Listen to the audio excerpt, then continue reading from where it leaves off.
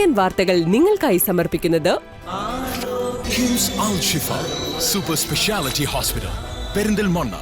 മണ്ണാർക്കാടിനെ മാറോടണച്ച നാടിന്റെ സ്വന്തം bank Mannarkkad rural service സഹകരണ ബാങ്ക്. ഓരോ വധുവിലും ഓരോ സ്വപ്നമുണ്ട്. അതാണ് ഞാൻ സ്കൈ ഗോൾഡിൽ കാണുന്നത്. Sky gold, elegance of beauty. നമസ്കാരം. CCN വാർത്തകളിലേക്ക് സ്വാഗതം. പ്രധാന വാർത്തകൾ.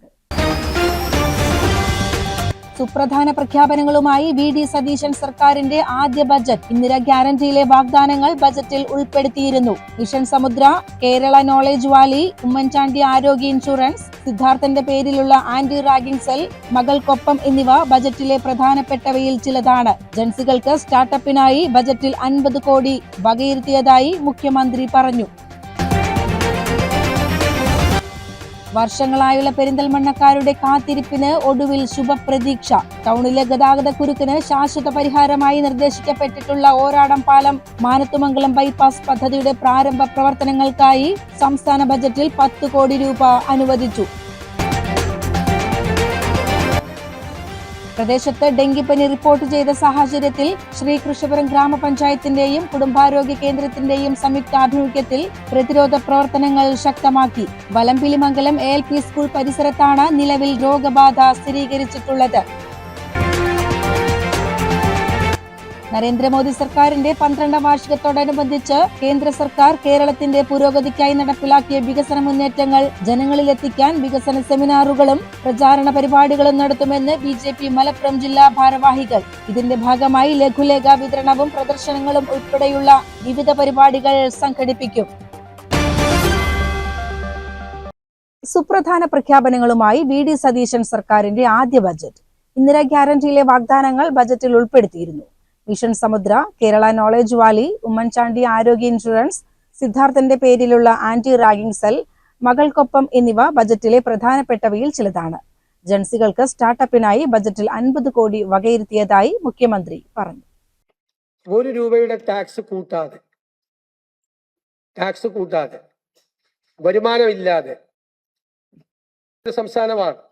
പ്രായമുള്ളവരുടെ നമ്പർ കൂടി വരികയും ചെയ്യുന്ന അസാധാരണമായ ഒരു ജനസംഖ്യാ മാറ്റം, ഡെമോഗ്രാഫിക് ചേഞ്ച് കേരളത്തിൽ ഉണ്ടായിട്ടുണ്ട്. അതിനെക്കുറിച്ച് കൂടി ഇനിയും വിശദമായ പഠനം ആവശ്യമുണ്ട്. പ്രാഥമികമായ പഠനം നടത്തിയിട്ടാണ് അവരെ സംരക്ഷിക്കാനും യുവത്വത്തെ കേരളത്തിൽ നിർത്താനും അവർക്ക് ആവശ്യമായ ഉന്നത വിദ്യാഭ്യാസം, പ്രൊഫഷണലായ അന്താരാഷ്ട്ര നിലവാരമുള്ള വിദ്യാഭ്യാസം കേരളത്തിൽ കൊടുത്ത് അവർക്കിവിടെ തൊഴിലവസരങ്ങൾ ഉണ്ടാക്കി കേരളത്തെ മുന്നോട്ട് നയിക്കാൻ പോകുന്നത്. ആ തൊഴിലവസരങ്ങൾ ഉണ്ടാവുകയും നിക്ഷേപങ്ങൾ ഉണ്ടാവുകയും ചെയ്യുമ്പോൾ കേരളത്തിന് അത്ഭുതകരമായ മാറ്റം ഈ സംസ്ഥാനത്തിന് ഉണ്ടാകുമെന്ന് തന്നെയാണ് ഞങ്ങളുടെ പ്രതീക്ഷ. ഞങ്ങൾ മുന്നോട്ട് വെച്ച മിഷൻ സമുദ്ര, ഞാൻ നേരത്തെ സൂചിപ്പിച്ചിട്ടുണ്ട് പുതുയുഗ യാത്രയിൽ, അത് മൊത്തമായി കേരളത്തെ ഒരു തുറമുഖ നഗരമാക്കി മാറ്റാനുള്ള സ്വപ്ന പദ്ധതിയാണ്. അത് നടപ്പാക്കാൻ കഴിയുമെന്നുള്ള തികഞ്ഞ ആത്മവിശ്വാസമുണ്ട്. ദക്ഷിണേഷ്യയിലെ ഏറ്റവും മികച്ച ഏവിയേഷൻ ഹബ്ബാക്കി ചെറിയ സ്ഥലത്ത് 4 അന്താരാഷ്ട്ര വിമാനത്താവളങ്ങളുള്ള കേരളത്തെ മാറ്റാൻ പറ്റും.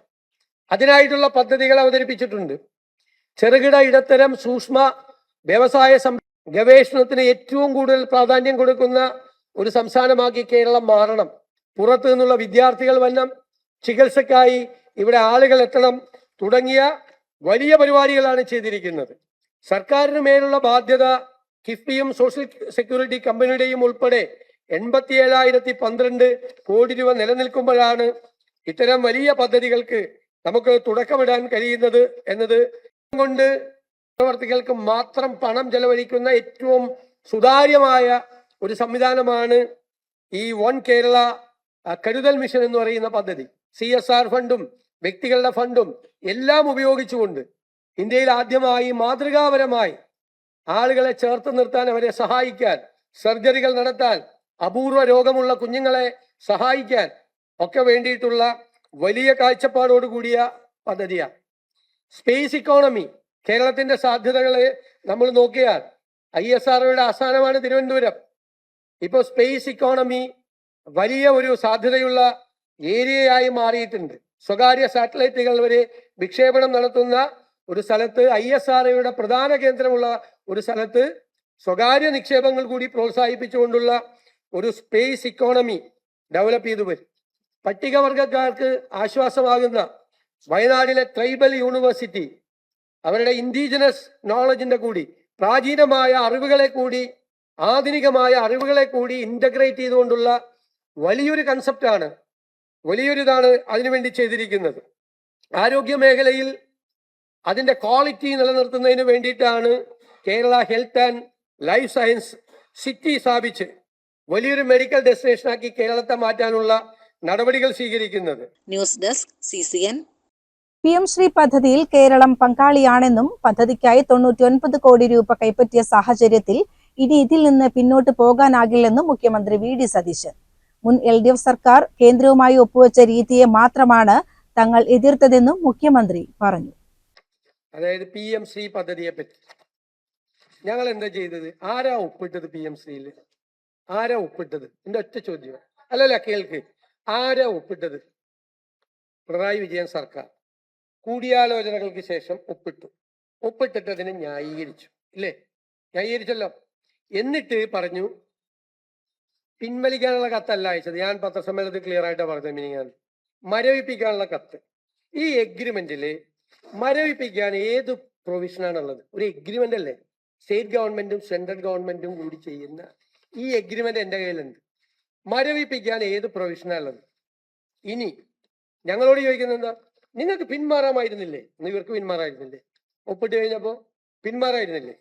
ഞാൻ അതും കൂടി പറഞ്ഞുതരാം. സംസ്ഥാന ഗവൺമെന്റ് ഇതിന്റെ അകത്ത് പാർട്ടിയായാൽ പിന്മാറാൻ ഒക്ടോബർ 27, 2025 ദേശാഭിമാനി പത്രത്തിൽ അന്നത്തെ വിദ്യാഭ്യാസ മന്ത്രി എഴുതിയൊരു ലേഖനമുണ്ട്. എല്ലാത്തിനുള്ള മറുപടിയാണ്. PM ശ്രീ പദ്ധതിയുടെ ധാരണാപത്രത്തിൽ സൂചിപ്പിച്ച കാര്യങ്ങളെ തെറ്റായി വ്യാഖ്യാനിക്കാൻ മത്സരിക്കുകയാണ് ചിലർ. അതിൽ പത്രമാധ്യമങ്ങളും രാഷ്ട്രീയ നേതൃത്വവും കൂടിയുണ്ട്, നമ്മളും നിങ്ങളും. പദ്ധതിയിൽ ഒപ്പുവെച്ചാൽ പാഠ്യപദ്ധതിയെല്ലാം മാറ്റി കേന്ദ്രം നിശ്ചയിച്ചു നൽകുന്നത് നടപ്പാക്കേണ്ടി വരും എന്നത് അവാസ്തവമാണ്. സംസ്ഥാനങ്ങൾക്ക് അവരുടെ കരിക്കുലം തുടരാമെന്ന കാര്യം ദേശീയ വിദ്യാഭ്യാസ നയം തന്നെ വ്യക്തമാക്കിയിട്ടുണ്ട്. Page 17 paragraph 3. അന്നത്തെ വിദ്യാഭ്യാസ മന്ത്രി ഞാനല്ല. മാത്രവുമല്ല, രാജ്യത്ത് സംഭവിക്കുന്ന മാറ്റങ്ങൾക്ക് അനുസൃതമായി പാഠ്യപദ്ധതി പരിഷ്കരിച്ച ഏക സംസ്ഥാനവും കേരളമാണ്.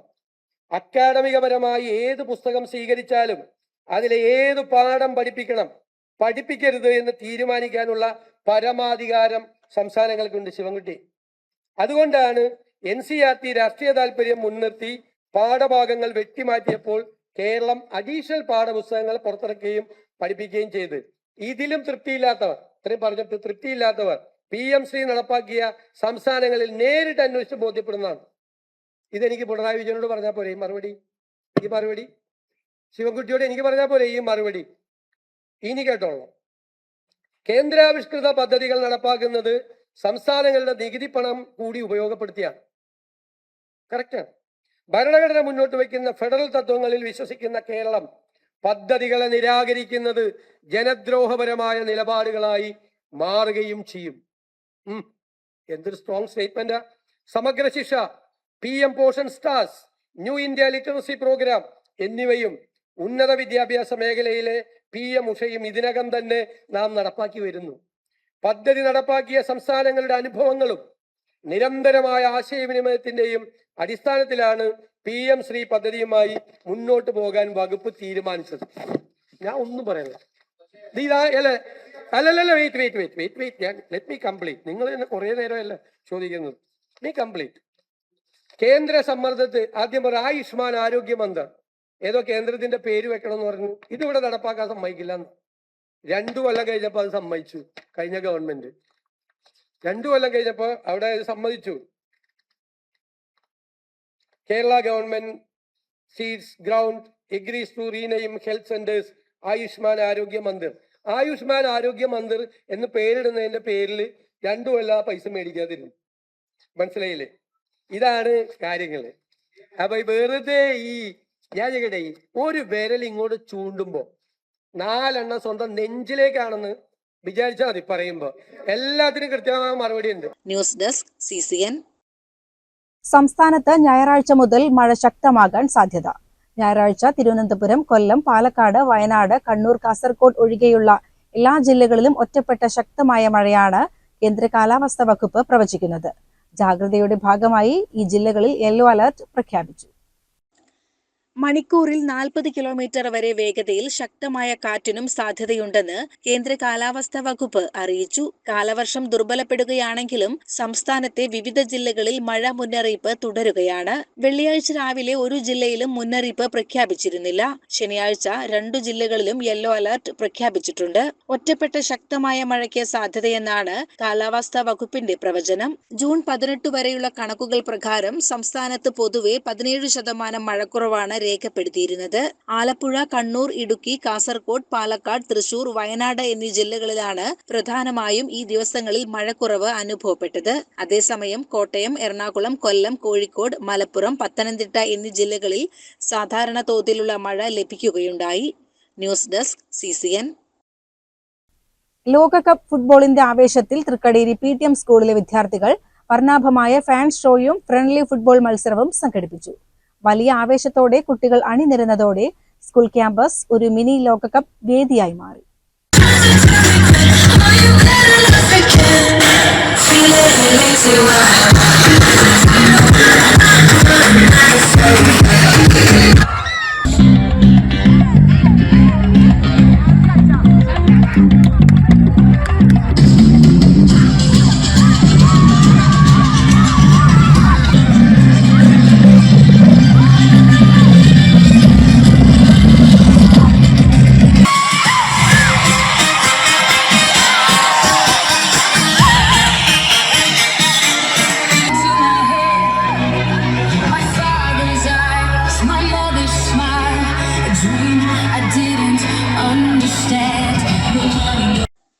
വിവിധ രാജ്യങ്ങളുടെ ജേഴ്സികളും ദേശീയ പതാകകളും കൈകളിലേന്തി തങ്ങളുടെ ഇഷ്ട ടീമുകൾക്ക് ആവേശപൂർവ്വം പിന്തുണ പ്രഖ്യാപിച്ച വിദ്യാർത്ഥികൾ സ്കൂൾ ക്യാമ്പസിനെ ഒരു മിനി ലോകകപ്പാക്കി മാറ്റി.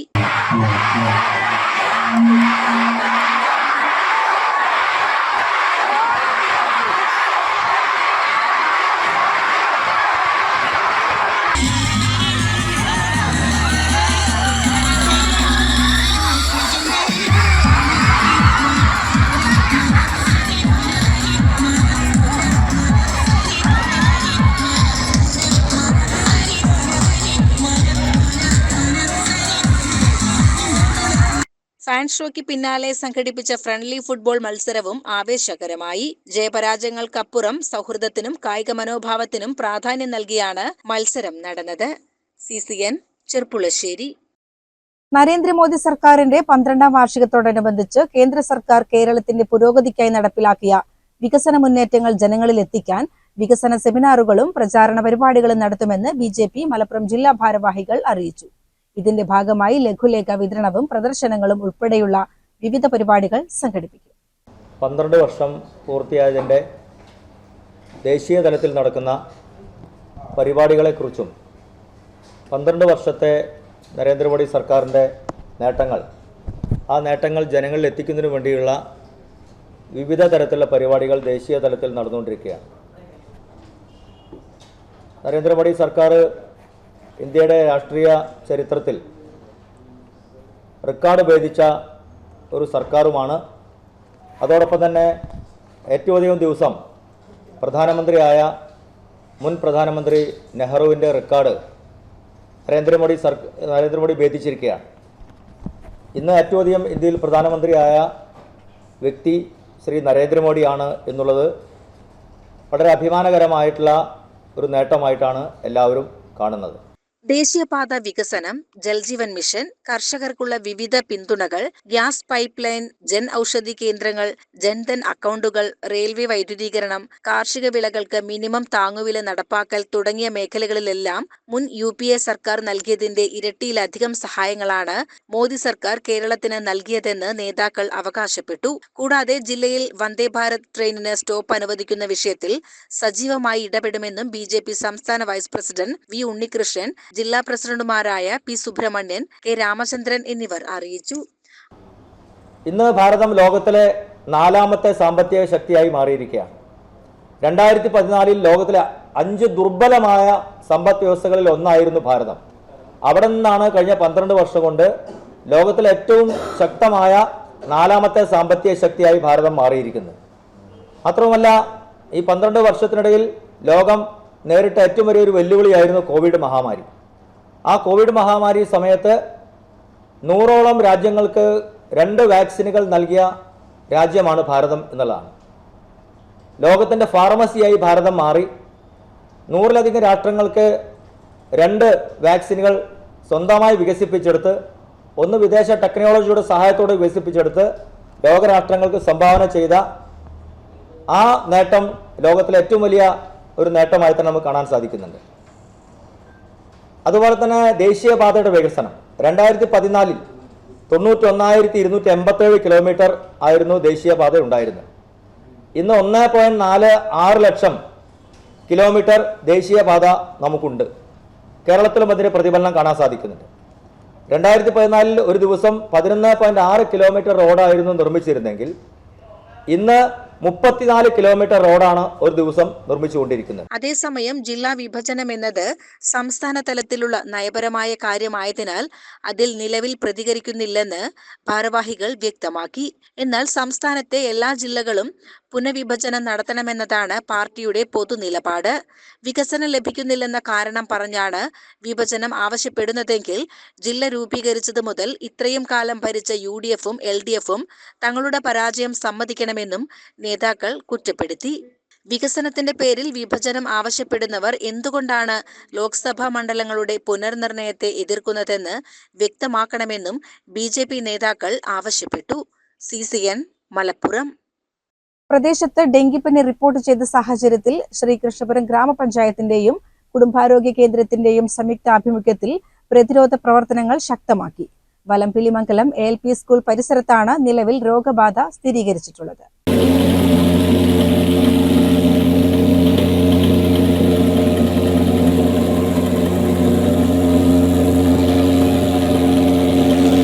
സ്കൂൾ പരിസര പ്രദേശങ്ങളിൽ ആരോഗ്യ പ്രവർത്തകരുടെ നേതൃത്വത്തിൽ ഗൃഹസന്ദർശനവും സമ്പൂർണ്ണ ഉറവിട നശീകരണവും നടത്തി. കൂടാതെ രോഗം റിപ്പോർട്ട് ചെയ്ത വീടുകളിൽ ഇൻഡോർ സ്പേസ് സ്പ്രേയിങ്ങും പൊതുസ്ഥലങ്ങളിൽ കൊതുക് നശീകരണത്തിനായുള്ള ഫോഗിങ്ങും നടത്തിയിട്ടുണ്ട്. തദ്ദേശവാസികൾ അതീവ ജാഗ്രത പാലിക്കണമെന്നും വീടുകളിലും പരിസരങ്ങളിലും കൊതുക് വളരുന്ന സാഹചര്യങ്ങൾ പൂർണ്ണമായും ഒഴിവാക്കണമെന്നും ആരോഗ്യവകുപ്പ് അധികൃതർ അഭ്യർത്ഥിച്ചു. നിർദ്ദേശങ്ങൾ ലംഘിച്ച് കൊതുക് വളരുന്ന സാഹചര്യം നിലനിർത്തുന്ന വീടുകൾക്കെതിരെ കേരള പൊതുജനാരോഗ്യ നിയമപ്രകാരം കർശനമായ നിയമ നടപടികൾ സ്വീകരിക്കുമെന്നും അധികൃതർ മുന്നറിയിപ്പ് നൽകി. CCN കടമ്പഴിപ്പുറം. യോഗാസനം മലപ്പുറത്തിന്റെ ആഭിമുഖ്യത്തിൽ സംഘടിപ്പിച്ച 7ാമത് ജില്ലാ യോഗാസന സ്പോർട്സ് ചാമ്പ്യൻഷിപ്പ് മഞ്ചേരി ചിന്മയ വിദ്യാലയത്തിൽ വെച്ച് നടന്നു. മഞ്ചേരി MLA റഹ്മത്തുള്ള ചാമ്പ്യൻഷിപ്പിന്റെ ഔദ്യോഗിക ഉദ്ഘാടനം നിർവഹിച്ചു.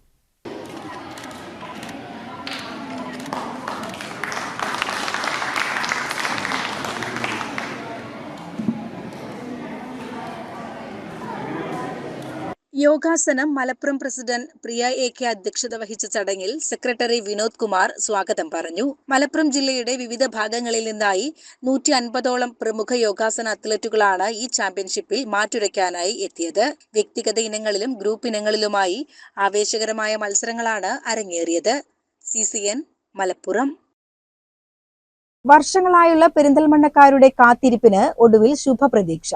ടൗണിലെ ഗതാഗതക്കുരുക്കിന് ശാശ്വത പരിഹാരമായി നിർദ്ദേശിക്കപ്പെട്ടിട്ടുള്ള ഓരാടം പാലം മാനത്തുമംഗലം ബൈപ്പാസ് പദ്ധതിയുടെ പ്രാരംഭ പ്രവർത്തനങ്ങൾക്കായി സംസ്ഥാന ബജറ്റിൽ 10 കോടി രൂപ അനുവദിച്ചു.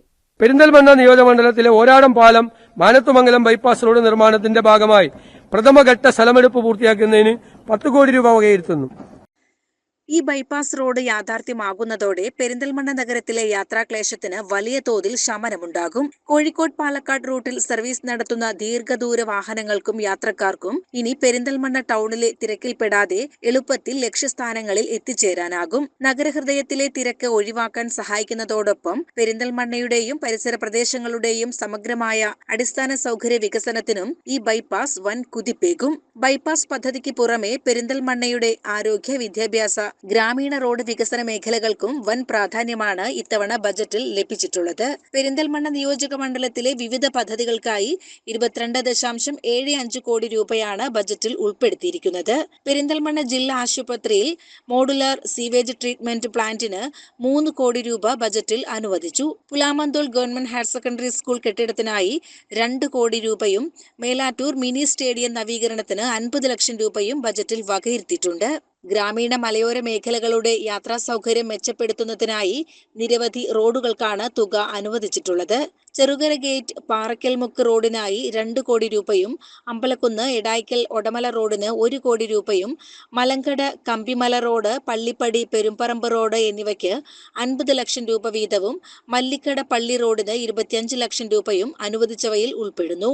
കൂടാതെ നിലവിലുള്ള പെരിന്തൽമണ്ണ മാനത്തുമംഗലം കക്കൂത്ത് ബൈപ്പാസ് നവീകരണത്തിനായി 2 കോടി രൂപയും ബജറ്റിൽ പ്രഖ്യാപിച്ചിട്ടുണ്ട്. CCN പെരിന്തൽമണ്ണ. പെരിന്തൽമണ്ണ സായി സ്നേഹതീരം ട്രൈബൽ ഹോസ്റ്റലിൽ അയ്യങ്കാളി ദിനാചരണവും സാഹിത്യ സമാജവും നടന്നു. സാംസ്കാരിക പ്രവർത്തകൻ ബിജുമോൻ പന്തിരുകുലം ഉദ്ഘാടനം ചെയ്തു. ശ്രീനാരായണ ഗുരുദേവൻ നേരത്തെ പറഞ്ഞ നമുക്ക് ഓർക്കുന്നില്ലേ, എന്താണ്? ഒരു ജാതി, ഒരു മതം, ഒരു ദൈവം, മനുഷ്യനെ. എന്താണ്? ഒരു ജാതി, ഒരു മതം, ഒരു ദൈവം, മനുഷ്യനെ. അതാരാ പറഞ്ഞത്? ശ്രീനാരായണ ഗുരുദേവൻ. ശ്രീനാരായണ ഗുരുദേവൻ ഒരിക്കൽ താൻ ആവശ്യപ്പെട്ടതിന്റെ അടിസ്ഥാനത്തിൽ മഹാത്മാ അയ്യങ്കാളിയെ വിളിച്ചു വരുത്തുന്നുണ്ട്. അയ്യങ്കാളിയെ ഗുരുദേവനെ കാണാൻ വേണ്ടി അയ്യങ്കാളി വരുന്നുണ്ട്. മഹാത്മാ അയ്യങ്കാളി നിസ്സുവർഗത്തിന്റെ വിമോചകനായിരുന്നുവെന്ന് ബിജുമോൻ പറഞ്ഞു. ചടങ്ങിൽ ഹോസ്റ്റൽ വിദ്യാർത്ഥി M. ലിഖിന അധ്യക്ഷത വഹിച്ചു. കോർഡിനേറ്റർ KR രവി, അധ്യാപികയായ ഷെമി എന്നിവർ പ്രസംഗിച്ചു. തുടർന്ന് കുട്ടികളുടെ ഗാനാലാപനം നടന്നു. CCN പെരിന്തൽമണ്ണ. ആയുർവേദിക് വെൽനസ് സെന്ററിന് ലൈസൻസ് നൽകിയതിന് കൈക്കൂലി വാങ്ങിയ കേസിൽ തിരൂർ നഗരസഭ പബ്ലിക് ഹെൽത്ത് ഇൻസ്പെക്ടർ കൂടി അറസ്റ്റിൽ. ഇതോടെ അറസ്റ്റിലായവരുടെ എണ്ണം 3 ആയി. തിരൂർ നഗരസഭ പബ്ലിക് ഹെൽത്ത് ഇൻസ്പെക്ടറും തിരുവനന്തപുരം നെയ്യാറ്റിൻകര വഴുതൂർ സ്വദേശിയുമായ GV വിനോദ് കുമാറിനെയാണ് മലപ്പുറം വിജിലൻസ് സംഘം അറസ്റ്റ് ചെയ്തത്. തിരൂർ ഏഴൂർ റോഡിൽ കന്മനം സ്വദേശി ആരംഭിച്ച ആയുർവേദിക് വെൽനസ് സെന്ററിന് ലൈസൻസ് നൽകിയതിന് കൈക്കൂലി വാങ്ങിയ കേസിലാണ് ആരോഗ്യവകുപ്പ് ജീവനക്കാരനെ അറസ്റ്റ് ചെയ്തത്. വിനോദ് കുമാർ പരാതിക്കാരനെ ഫോണിൽ വിളിച്ച് സർട്ടിഫിക്കറ്റുകൾ ശരിയാക്കി നൽകുന്നതിന് 3000 രൂപ നേരിട്ടും 1300 രൂപ ഗൂഗിൾ പേ വഴിയും വാങ്ങിയെടുത്തതായി വിജിലൻസ് കണ്ടെത്തിയിരുന്നു. ഈ തെളിവുകളുടെ അടിസ്ഥാനത്തിലാണ് വിനോദ് കുമാറിനെ വിജിലൻസ് അറസ്റ്റ് ചെയ്തത്. CCN മലപ്പുറം. പ്രധാന വാർത്തകൾ ഒരിക്കൽ കൂടി. സുപ്രധാന പ്രഖ്യാപനങ്ങളുമായി VD സതീശൻ സർക്കാരിന്റെ ആദ്യ ബജറ്റ്. ഇന്ദിരാ ഗ്യാരണ്ടിയിലെ വാഗ്ദാനങ്ങൾ ബജറ്റിൽ ഉൾപ്പെടുത്തിയിരുന്നു. മിഷൻ സമുദ്ര, കേരള നോളജ് വാലി, ഉമ്മൻചാണ്ടി ആരോഗ്യ ഇൻഷുറൻസ്, സിദ്ധാർത്ഥന്റെ പേരിലുള്ള ആന്റി റാഗിംഗ് സെൽ, മകൾക്കൊപ്പം എന്നിവ ബജറ്റിലെ പ്രധാനപ്പെട്ടവയിൽ ചിലതാണ്. ജൻസികൾക്ക് സ്റ്റാർട്ടപ്പിനായി ബജറ്റിൽ 50 കോടി വകയിരുത്തിയതായി മുഖ്യമന്ത്രി പറഞ്ഞു.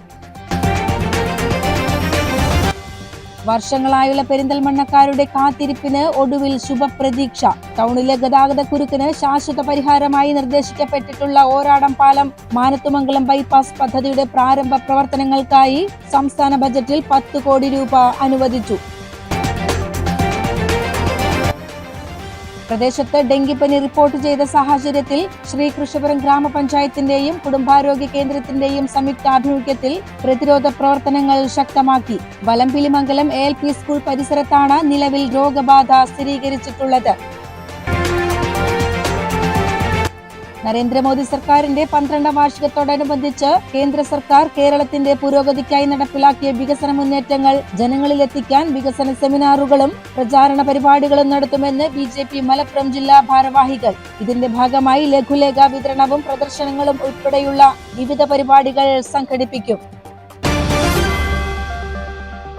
ഇതോടെ CCN വാർത്തകൾ സമാപിക്കുന്നു. നമസ്കാരം. CCN വാർത്തകൾ നിങ്ങൾക്കായി സമർപ്പിച്ചത് കിംസ് അൽ ഷിഫ സൂപ്പർ സ്പെഷ്യാലിറ്റി ഹോസ്പിറ്റൽ പെരിന്തൽമണ്ണ. മണ്ണാർക്കാടിനെ മാറോടണച്ച നാടിന്റെ സ്വന്തം ബാങ്ക് മണ്ണാർക്കാട് റൂറൽ സർവീസ് സഹകരണ ബാങ്ക്. ഓരോ വധുവിലും ഓരോ സ്വപ്നമുണ്ട്. അതാണ് ഞാൻ സ്കൈ ഗോൾഡിൽ കാണുന്നത്. Sky gold, elegance of beauty.